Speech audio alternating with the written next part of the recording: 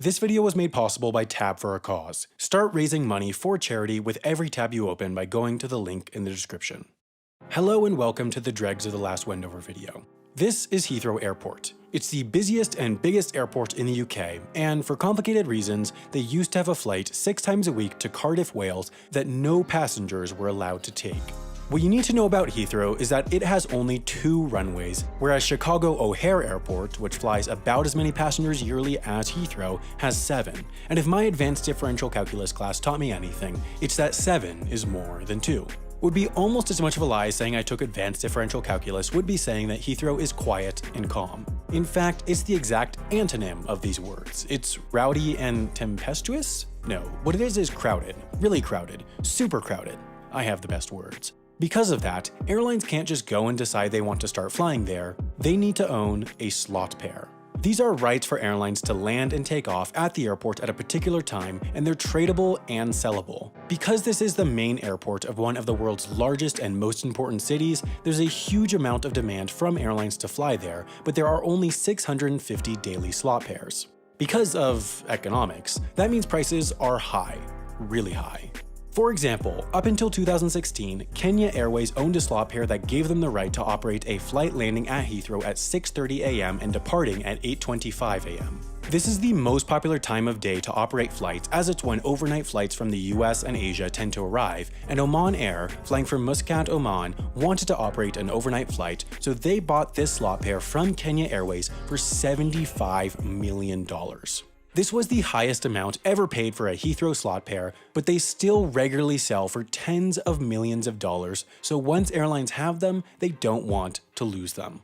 Airlines are required to use their slot 80% of the time, or else they'll be dissolved and given to the next airline on the waiting list, and that was what led to this ghost flight to Cardiff. In early 2007, British Mediterranean Airways permanently cancelled their flight to Tashkent, Uzbekistan due to long-term civil unrest, but because of that, the Heathrow slot pairs they had been using to fly that flight sat empty. The Tashkent flight was scheduled to leave Heathrow at 2:35 p.m. and arrive back the next day at noon, but to keep their slots, they don't have to use them for any particular flight, they just have to use them.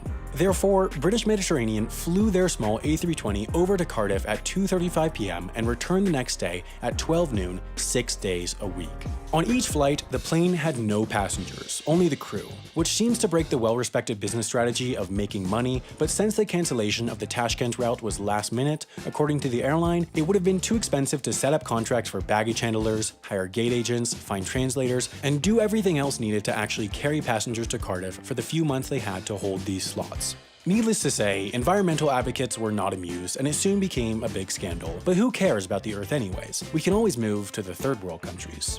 British Mediterranean Airways wasn't the only airline to protect their slots at Heathrow with empty flights. In 2004, Qantas Airways bought 2 slot pairs from Flybe for $25 million, but until they were able to set up the flights to Australia, which needed to operate via Singapore due to the distance, they needed to hold on to the slots. Their solution was at least slightly more practical. As an Australian airline, they weren't allowed to operate domestic flights within the UK, so they chartered a small 112-seat British Aerospace 146 from a British airline to fly 2 flights a day up to Manchester. You were only allowed to book this flight as a connection to or from a Qantas flight to Australia, and the airline already had an agreement with British Airways to offer connecting flights to Manchester, so this flight supposedly operated on some days with only 2 or 3 passengers. Still, 2 passengers are better than none.